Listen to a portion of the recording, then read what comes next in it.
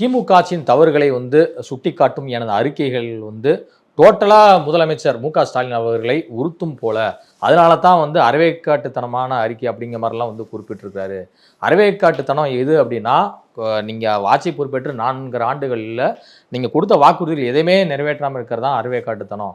தஞ்சையில் விவசாய மக்களுக்கு நீங்கள் கொடுத்த வாக்குறுதிகள் நிறைவேற்றாதன் காரணமாக கருப்பு கொடி ஏந்தி போராடினா உங்களுடைய காவல்துறையை கொண்டு அடக்கிறது, அவங்களை கைது செய்யறதா பாசிச மாடல், இதுதான் திராவிட மாடல் அப்படிங்கிற மாதிரிலாம் கேள்வி எழுப்பியிருக்கிறாரு. அடுக்கடுக்கான கேள்விகளை எதிர்க்கட்சி தலைவர் எடப்பாடி பழனிசாமி அவர்கள்.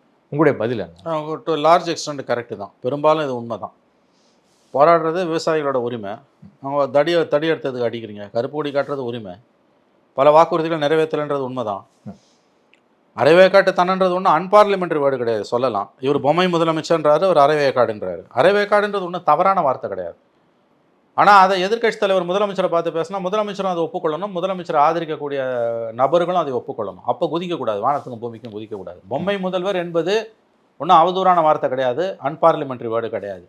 அதே மாதிரி அரைவேக்காட்டுத்தனம் என்பது தவறான வார்த்தையோ அன்பார்லிமெண்ட்ரி வேர்டோ கிடையாது. இவையெல்லாம் ஜனநாயகத்தில் அனுமதிக்கப்பட்ட வார்த்தைகள் தான். 2 பேருக்கும் அந்த சகிப்புத்தன்மை இருக்கணும்.